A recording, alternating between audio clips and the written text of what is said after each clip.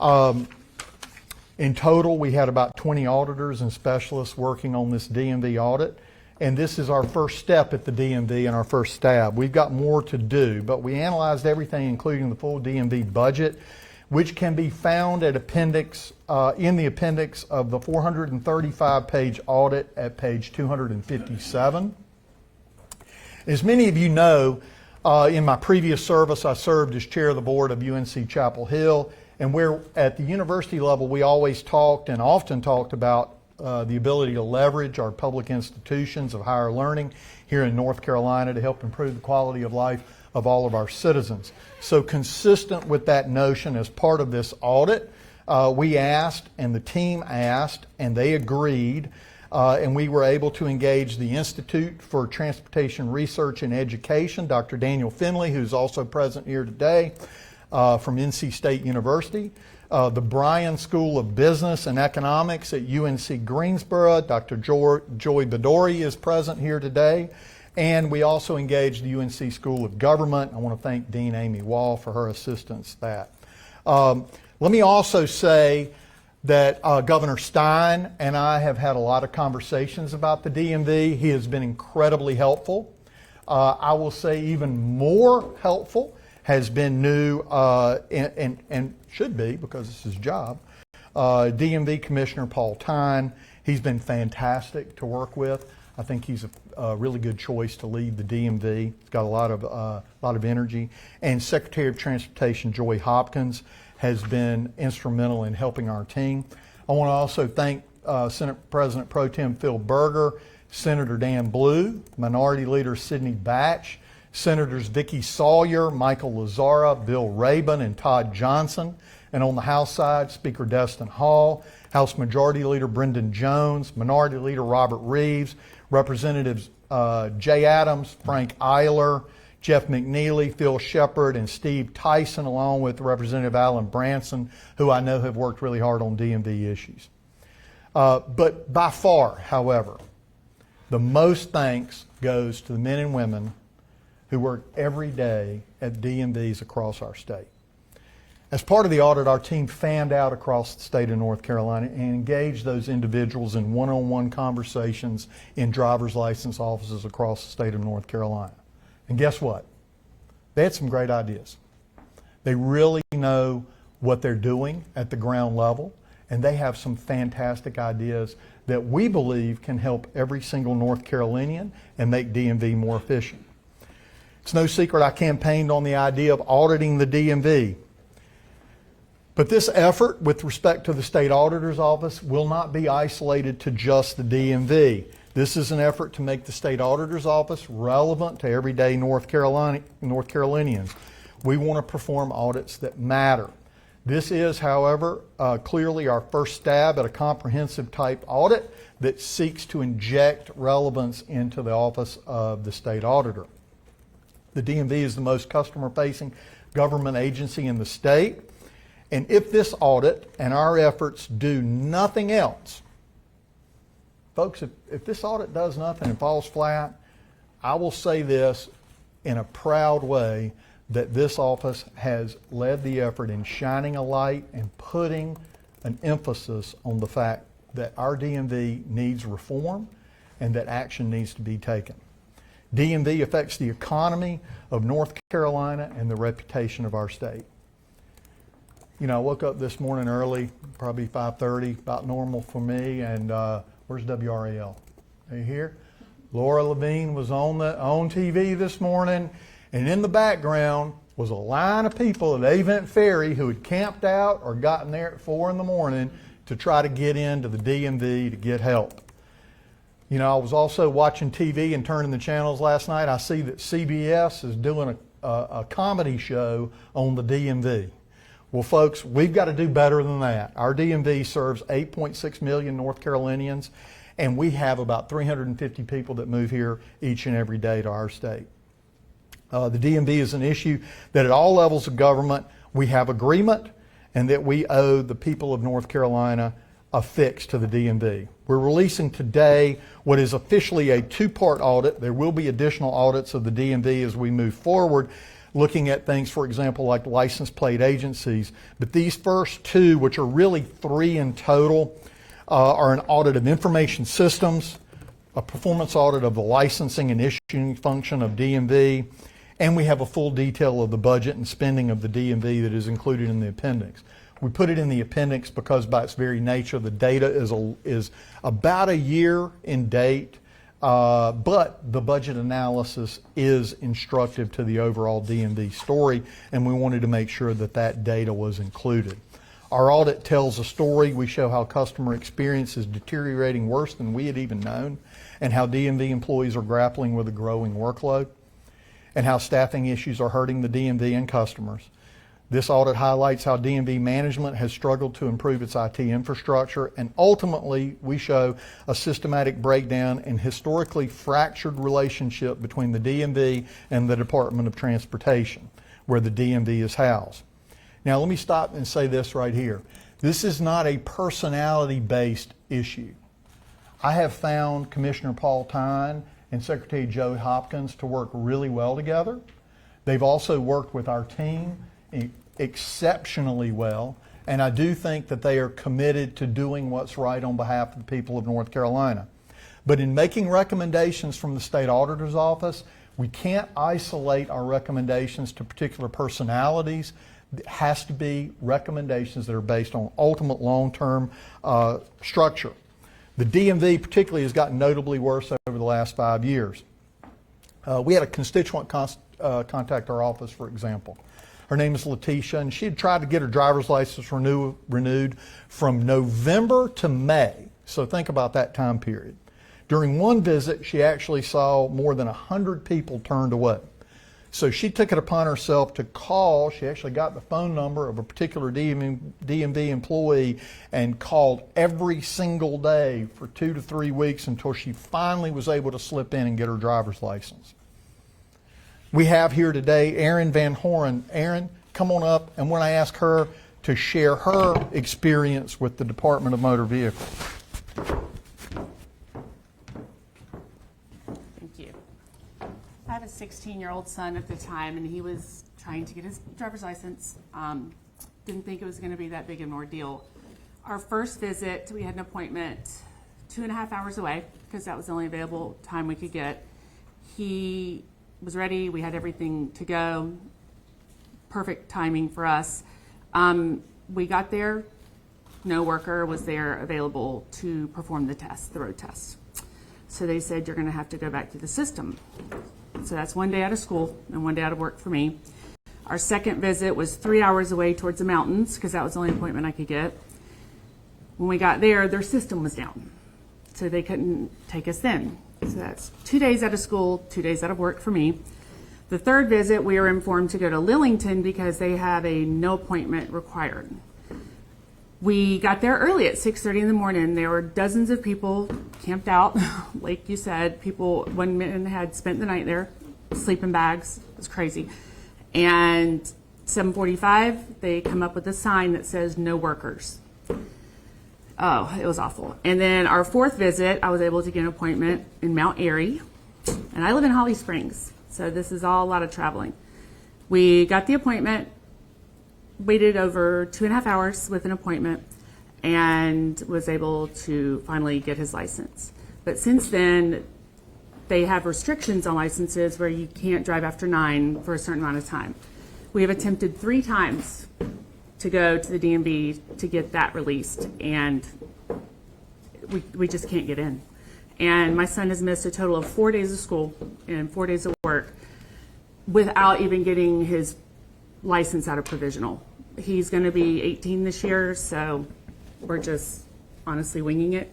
But it's just been a very big ordeal for us, and we cannot seem to get an appointment anywhere for any more appointments for his renewal that's coming up in 2 years. So that's been the biggest problem for us, is just availability and from what we were told, lack of workers.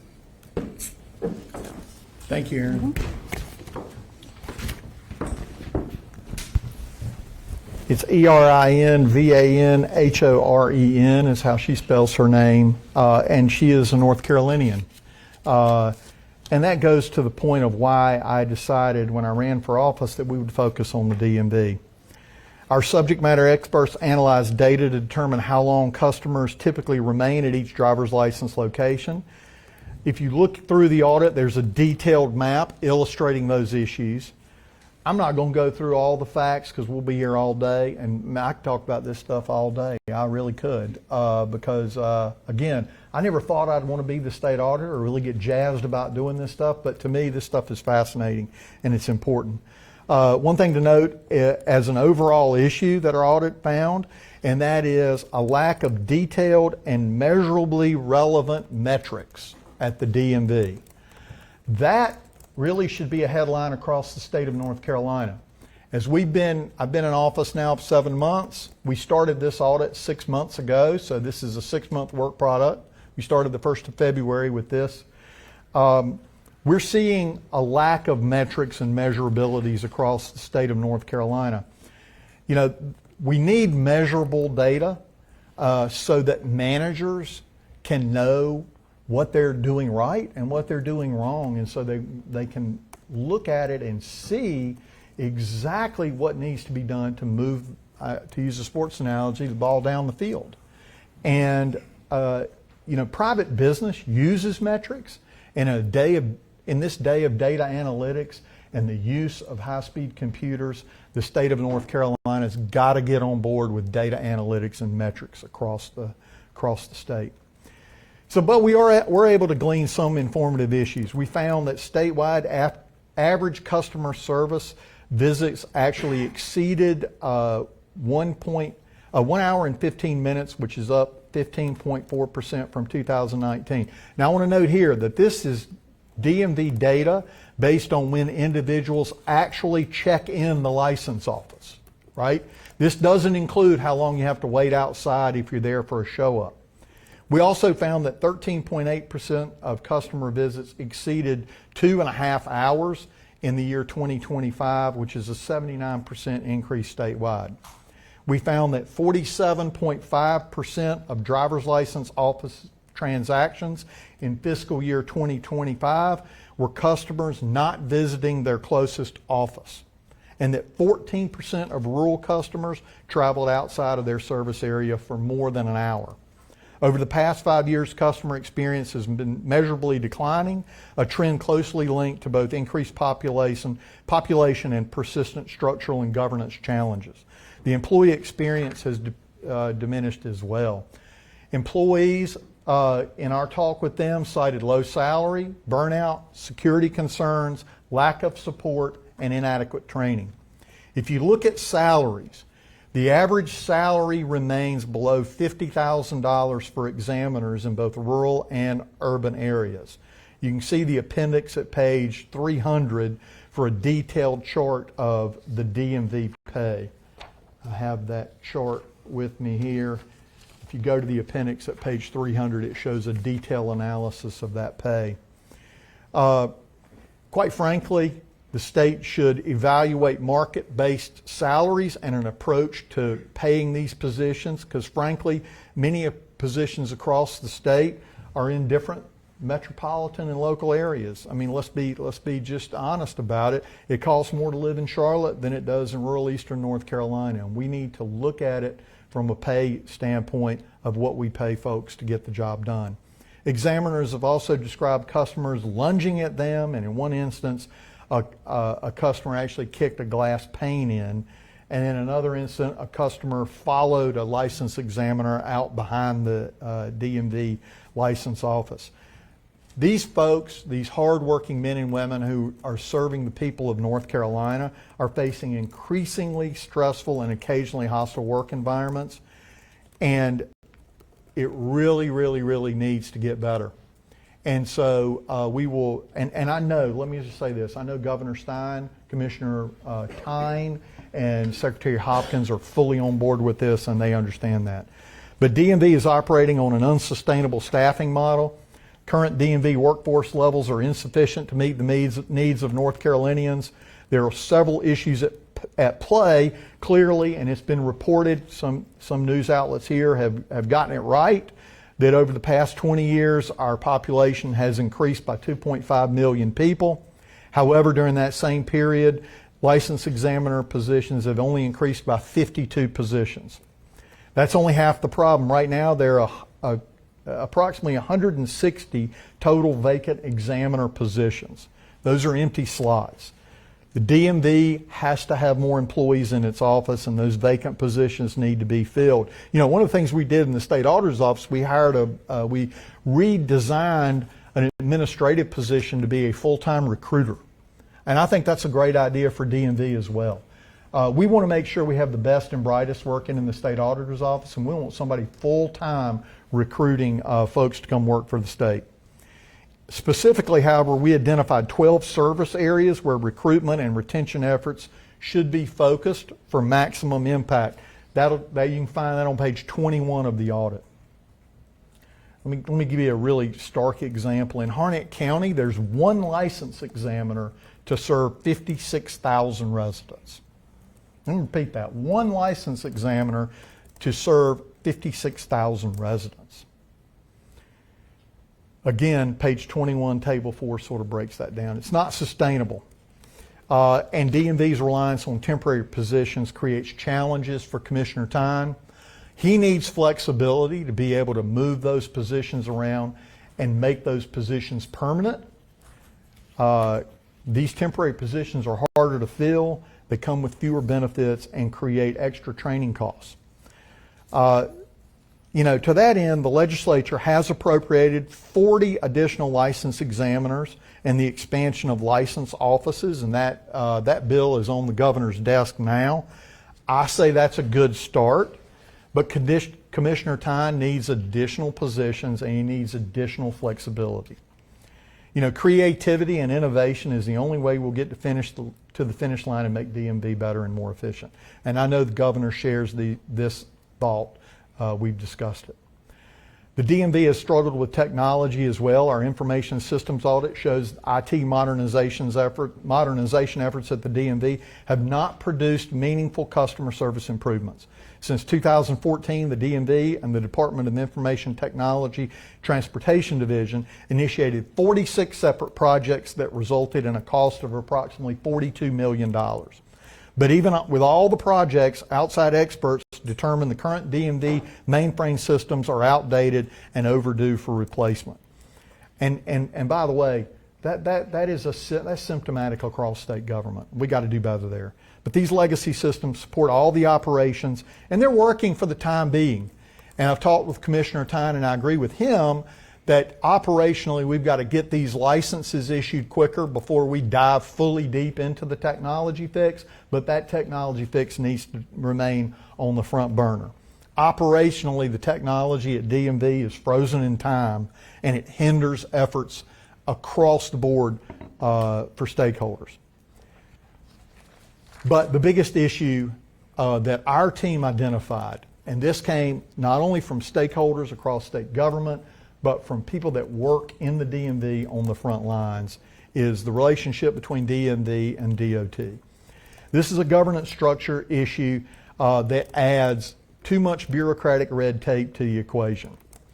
There are 4 systematic challenges stemming from the DMV's governance structure as a division of DOT. And let me stop here and say, I am aware, and I certainly respect Commissioner Tyne and Secretary Hopkins' disagreement with this recommendation. Actually, if you look at their response, they agree with every single recommendation we make except this one, and I certainly understand and respect that. But the current structure limits the strategic input of the DMV. Of the 45 performance milestones in the DOT strategic plan for 2023 to 25, only 2 of the 45 directly pertain to DMV operations. They have restricted budgetary autonomy. DMV relies on DOT to submit budget requests, but only 31% of DMV's staffing requests were included in DOT's budget request. Insufficient performance data. DOT left out DMV customer service satisfaction data in its performance report. Exclusion from key process modernization initiatives. DMV was excluded from planning and procurement phases of improvement efforts led by the DOT. Again, these are not personality based, and I'm fully aware that Secretary Hopkins is new to the job over the last 6 months, and Commissioner Tyne is new to the job. But this has been a legacy issue at the DMV, between the DMV and the DOT. The governance structures have contributed and will continue to contribute to customer and operational challenges, modernization delays, employee burnout, and negative impacts on North Carolina's economy. DOT needs the DMV, not the other way around. DMV currently generates 30% of DOT's revenues, but accounts for only 3% of the expenditures while lacking sufficient operational authority.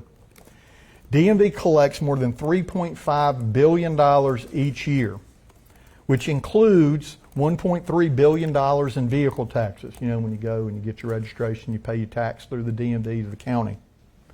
But it also remits $2.2+ billion every year to the DOT, while DMV's total expenditures are roughly $200 million per year. You can see page 267 for a detailed analysis of that in the appendix. I would note that the $28 million per year has now been shifted to the State Highway Patrol through license and theft. But the fact remains the relationship isn't working. There have been several different DMV and DOT leadership iterations over the years. Again, I believe that Commissioner Tyne and Secretary Hopkins are really working well together, but we need to organize our DMV and our DOT for whoever takes those positions. Our recommendations consider all the issues laid out in our audits, and we included specific instructions that establish timelines for the impacted parties to adopt.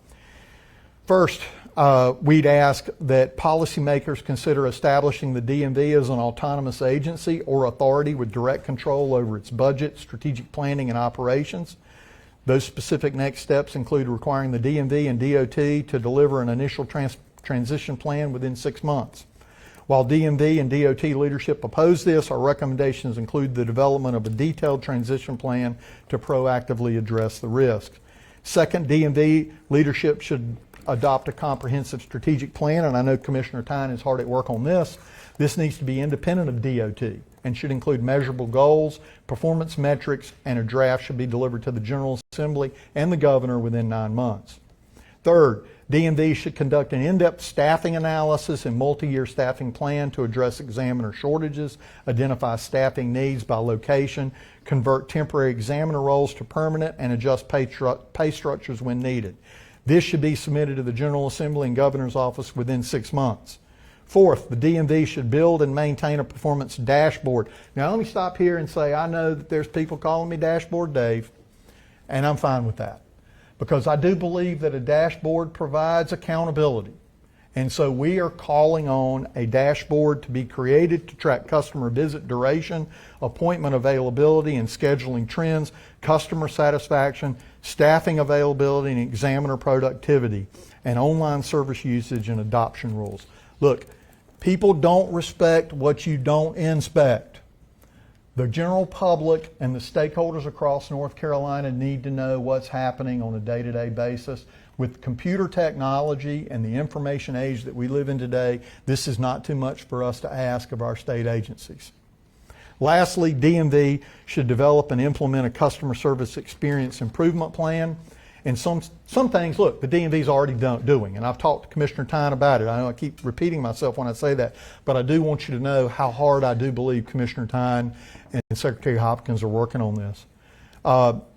You know, the staffing model needs to leverage facilitators, and they're doing that. That is where you have a greeter that helps the folks that are waiting in line to make sure they don't wait 8 hours. They may wait 30 minutes or 2 hours. If they don't have the right documentation, they need to be told early on so they don't sit there all day. They're implementing periodic weekend and longer hours, and that's important. But there are several other customer experience improvements that should be included. Service differentiation is really important. That is, you know, if you have, for example, a rural DMV office that has a limited number of examiners, we recommend that the DMV look at doing a Monday, Tuesday, Wednesday, for example, for renewals and real IDs, and then a Thursday for driver's tests for 16-year-olds, and then maybe a Friday for commercial driver's license tests. Differentiate these. One of the things we've got to do in North Carolina is get over the crest of the backlog of folks that need IDs. We need to have incentives to encourage online transactions. Right now it costs more to do things online than it does in person. Revised appointment management strategies, that's a no-brainer. On the ground, a lot of the examiners even tell us that they just soon not even have the appointment process. They would rather move people in and out as they show up in line, because we've got to get to the point in our DMV offices where people are waiting on the DMV license examiner, not the license examiner waiting on folks to show up, because there's plenty of people in line that need to be served. Enhanced communication by signage and using digital tools on the ground, and innovative service pilots like pop-up DMV events. You know, we've all been to the Halloween Spirit store. In North Carolina, we have a lot of anchor retail spaces that are open and some large shopping center areas that are open. There's no reason why we can't take new tranches of DMV license examiners and put them in regional pop-up locations to move people through to get their driver's license renewed or to get a real ID in an expedient manner. Additionally, we would have the benefit of helping that particular local economy in that particular shopping area because there would be an influx of people. People can wait inside with air conditioning or inside with heat. Got to evaluate new technology systems. The more we can do online, the better. The technology exists, for example. In the airport, there's a service called Clear. I use it. Now, to be sure, they're using our real ID information to provide that Clear, but that type of technology can also be reverse engineered to help our license examiners move folks through to get their license. And we need to consider premium service options. Explore a pilot, FastPass style way of obtaining a license quicker through a private third party, such as a license plate agency where citizens can pay a fee to obtain a license quicker. Look, we already do that. We have TSA PreCheck, we have toll roads, we charge a premium on all kinds of things, and I think now is the time to explore that. We include also some common sense actionable items like amending the statutory 30-day validity of driving eligibility certificates. That would be North Carolina General Statutes 20-11, subset N3. Currently, the general statute requires students under the age of 18 applying for a permit or license to possess a driving eligibility certificate that is dated within 30 days of the application for permit. This just quite frankly needs to be eliminated. If you can't get an appointment, there's no way for that 30-day time period is just too short. Also, individuals should not really have to go in person 3 times before turning 18 in person to get a driver's license. We got to reform that statutory process. We also have talked with Commissioner Tyne, and I will tell you that the DMV is working really hard to authorize third-party testers to administer the skills test. We found that, for example, in South Carolina, look, there is a complete regulatory and licensing scheme for folks that train drivers on how to drive, whether it's at the public schools or whether if you're at a private school, use a private driving school. There's no reason why those individuals who spend several hours, minimum of 6 hours, with those individuals in the car can't certify that they've actually passed the driver's test. We found, for example, that an examiner can process 4 to 5 renewals or real IDs in an hour. But that road test for the 16-year-old typically takes a minimum of 35 minutes. And for a commercial driver, it takes a minimum of 45 minutes. So eliminating that 35-minute time frame and that 45-minute time frame are really actionable steps. And by the way, the DMV can do that without statutory change. And we've talked with Commissioner Tyne and Secretary Hopkins, and they're hard at work on that right now. We talked with DMV leadership. I think they really are on top of this. We included information on DMV kiosks showing that the goal has been to attain 500 users per month, but that goal is still not being met after 2 years. It averages about 371 uses a month. I think we need to reevaluate the validity and use of the kiosks. And if we are going to use them, they might be better served to actually be at the license agency itself, because that's where the market is, right? You're just kind of, You're catching fish that are floating by, so to speak, individuals that just go into the grocery store. Folks are lining up at the DMV. I think those kiosks could be better used there. A detailed customer experience improvement plan should be submitted within 6 months. Additionally, our information systems audit includes 4 recommendations for the DMV on their information systems, and altogether these recommendations implemented in full provide a real opportunity to improve the customer experience at the DMV. You can find those in our audit. But I can't stress enough, fixing the DMV is going to take buy-in from all levels of government, and I do agree with the governor. It's not going to happen tomorrow. It's not going to happen next month, but it can happen quick. We've seen, for example, the response that our legislature and our citizens have given to Western North Carolina when we have a disaster.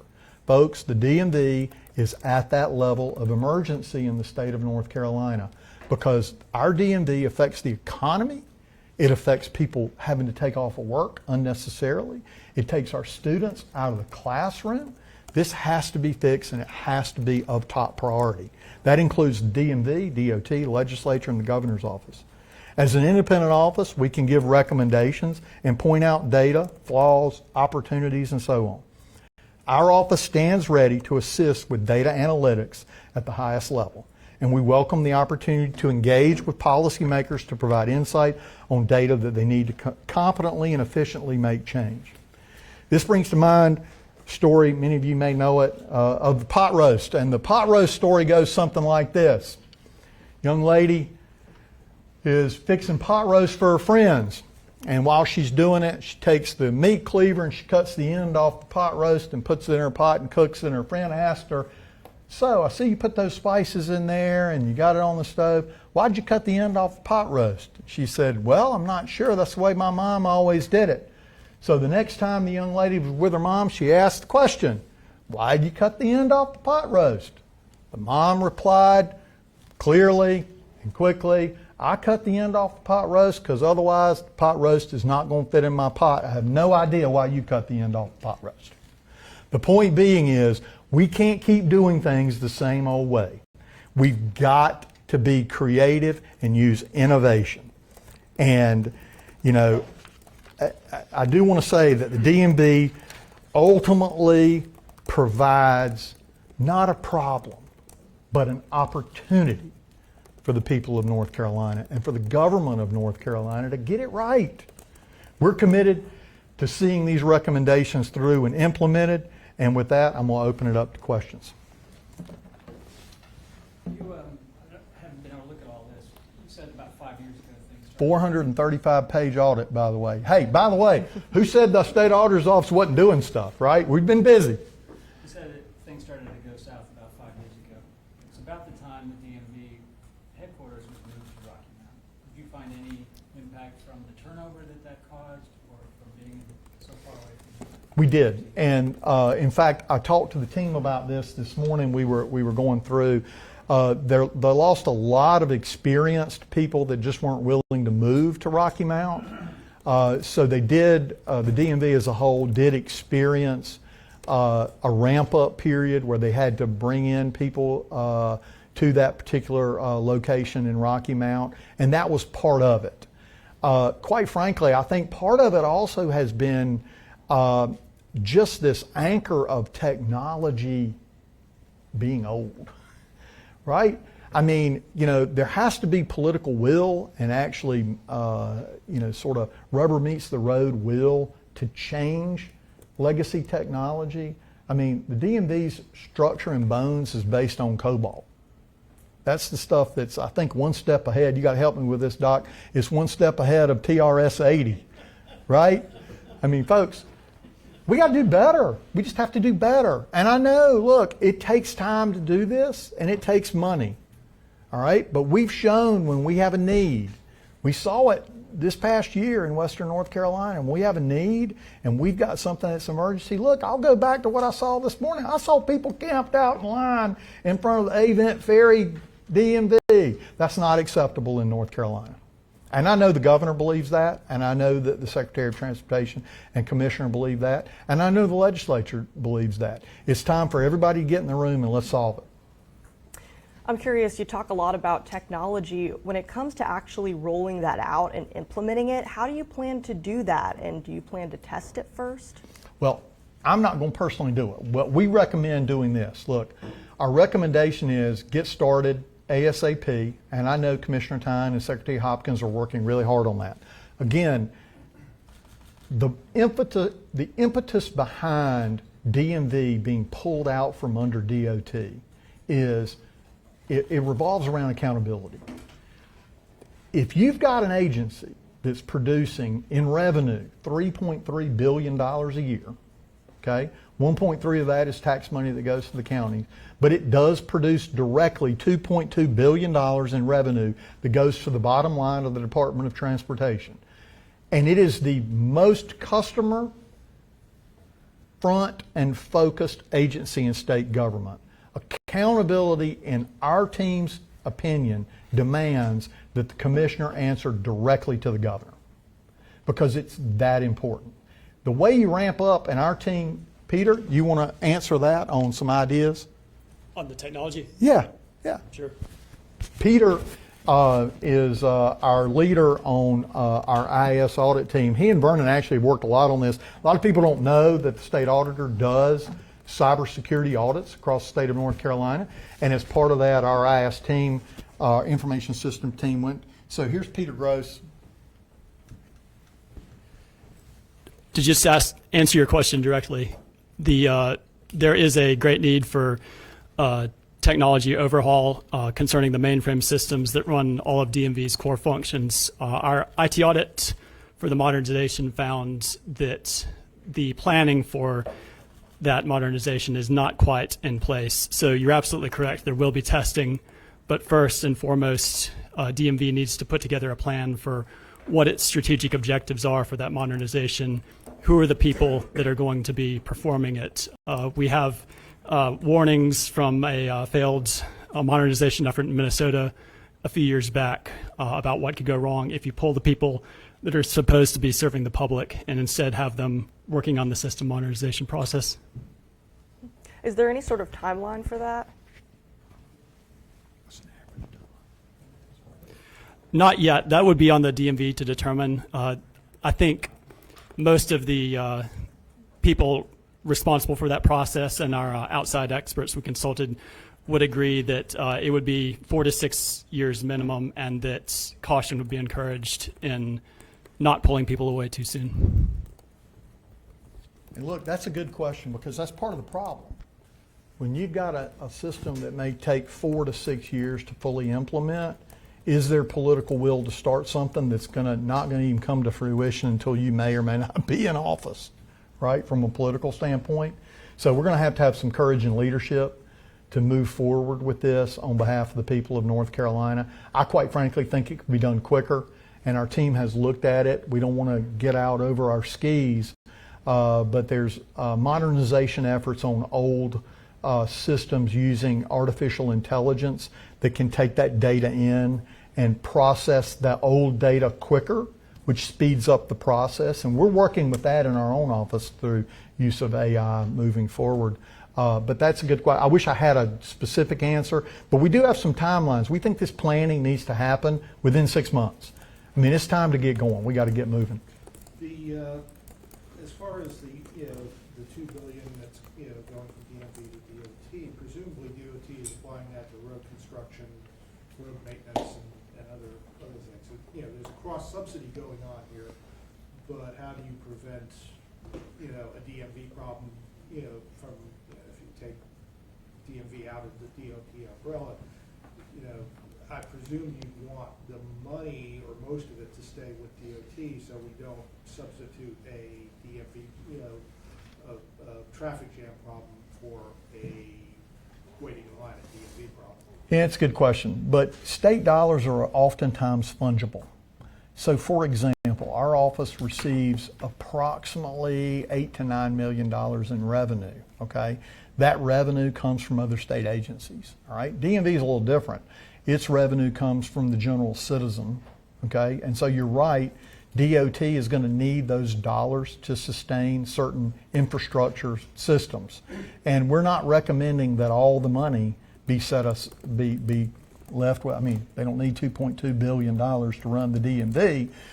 However, they operate with a pretty austere budget given what they're asked to do on behalf of the citizens at $200 million a year. So, they've got the capacity, for example, to have the resources to pay for what they need. They just need to work together with DMV, the legislature, and the governor's office to parse those dollars out correctly. And if the legislature needs to appropriate additional dollars to fill that gap with DOT or with DMV, I think that's something that should be considered. Look, I was clear early on when the budget process started in Raleigh over at the legislature. We had information in our audit that we weren't quite ready to release the full audit, but I wanted to confirm, yes, we need more DMV license examiners, and yes, we need to pay these folks more. That should be the job people want, right? Because if we've got high functioning, highly paid, appropriately paid DMV workers helping the people of North Carolina, we're going to have happy citizens who are going to be productive, and the economy of North Carolina is still going to be #1 in the nation. Did I answer your question? If I didn't, I'm glad to keep going. I can go on with this forever.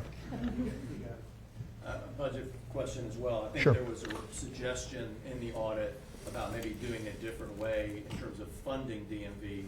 Rather than going through the usual 2-year budget process, they would get a percentage of fees. Could you talk about that, or is this done in other states? Yeah, it is done in some other states, but the idea behind that, and it's a good question, is incentive-based performance. That's a private business concept. Let's incentivize the DMV to perform. Let's create measurable, realistic, meaningful metrics that DMV can meet, and let's fund the agency and the team members at the DMV that are providing those results accordingly. I don't think that's too much to ask, and I think that would maybe help us move. The idea is let's get moving, right? And I think that's the impetus behind that. Incentive-based. I have a two-part question on the staffing shortage. First of all, you mentioned market-based salaries. I mean, that seems like a pretty intuitive solution. So why do you think that hasn't happened before? And then the second part is, do you think they should target federal workers in particular who are out of work for jobs at the DMV? Well, I'll answer both questions. One, market-based salaries, I think, has been discussed in the past. It's been brought up in the legislature before. We live in a modern world, right? And it costs more to live in Mecklenburg County, costs more to live in Wake County, costs more to live in Guilford County than it does in Columbus County, for example. That's just a fact. The State Personnel Act has a lot of problems, does a lot of good things too, but it's got a lot of problems, and I think that goes to even a broader issue of giving managers flexibility to manage their agencies and organizations to get the results. But again, what's missing in the equation are those realistic, measurable metrics so that we can measure the performance, right? You don't want to just give an agency or a manager additional money or put them on an incentive plan without some kind of measurable that gives a data point on a return on investment that can be monitored by the General Assembly, by the governor's office, and for that matter, audited by the state auditor to see how they're performing, right? Second, I think we should have the best qualified folks who want to serve the people of North Carolina working in all levels of state government. I have a customer experience question. For the 13.8% of visits in fiscal year 2025, says they were over 2.5 hours. Is that from the point that they check in at the door, or does that include wait time outside? That was from check-in at the door. That's correct. Because that's where they were measuring, that's where DMV has been measuring their metrics, is from the time you check in at the door. So it doesn't measure how long you may have waited outside. I mean, you talked about some of these smaller pop-up offices and kiosks as another means of getting the work of the DMV to the customers in a way that's faster and more efficient. How are those maybe going to be filled if there's these pop-ups at retail spaces when there's already a shortage in staffing? Yeah, I mean, I think that goes hand in glove with first, we got to get people employed. We've got to recruit licensed examiners. We got to pay them, right? Okay? Once we get them in, we got to fill them in. We recommend in those 12 sort of hot spots that are listed in our audit on page 21 is a good place to start. And then as we recruit additional DMV staff members, let's pick some real hot spots and try to curb the tide with getting people renewed and getting people real IDs. I mean, the real question also from a public-facing standpoint is, I think the public wants to see that the state of North Carolina is doing something other than the same old way, other than the pot roast. So if we can use some innovative and creative ideas to let the public know that the state of North Carolina is working, I see no downside in trying it. Returning to the idea of kind of leaving DMV from DOT for our work, how do you believe that the issues with DMV have not been rising to the governor's attention for the last 5 years, and how would kind of that split help with things like morale, help with things like the IT modernization that need to happen? Well, I mean, I think proof's in what we're seeing. I would assume that if the governor was paying attention to what was going on previously, that something would have been done to assist the DMV. And it may have been at the secretary level where it was stopped. You know, we didn't dive too deep into that. But the fact of the matter is, it didn't happen overnight. These lines didn't start when Governor Stein took office. They started over time. And I quite frankly, you know, think that it's just an issue of focus. You know, sometimes there's a lot of things going on in government and pay attention to a lot of stuff, and I found that to be the case in office. You kind of maybe start something and forget, and then you got to pick it back up, right? So human nature plays a part of that. But look, this is something that's been growing. Again, the technology problem has been there for a long time, and folks have known about it. Multiple governors have known about this, and we just haven't. Whether it's a legislative issue or whether it's a governor issue or just an overall focus issue, you know, that's up for public debate. But I would say today's the day that we've got to get on it. I hope that answered your question. You can ask me a follow-up. I'm glad to follow up on that.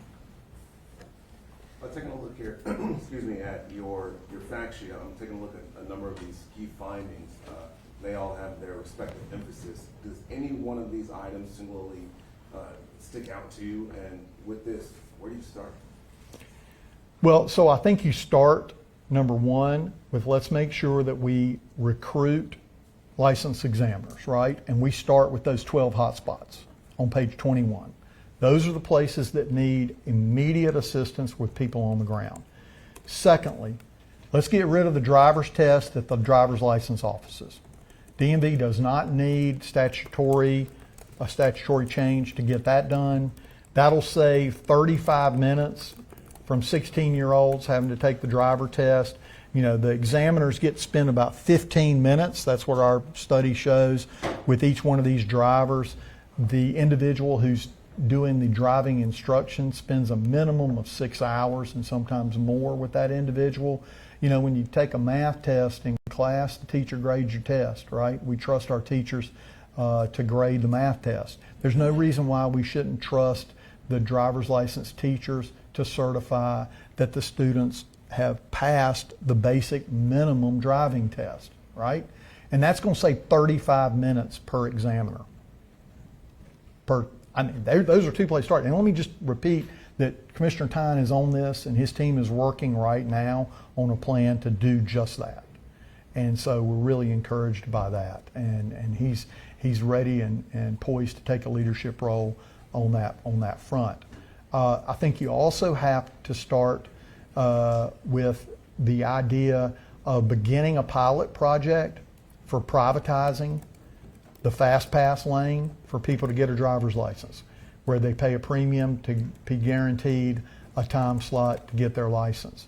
It would seem to me a logical place to start that would be in some license plate agencies that are willing to take that on as an effort. They already have the computer setup and the ability to connect to the DMV. It was just about adding another terminal to their license plate agency. Now, some of these license plate agencies are kind of small, you don't have a lot of room, but there are some where we could engage in a pilot project to get that done.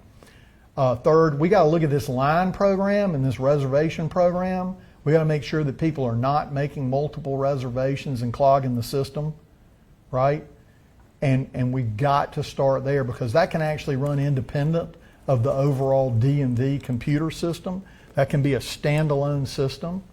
It needs to be reevaluated to be able to do groupings of folks and move people through the line more efficiently and quicker if we're going to use lines. Or we need to take the recommendation from some of the license examiners that we interviewed across the state and just do away with the reservation system and let's just start moving people through.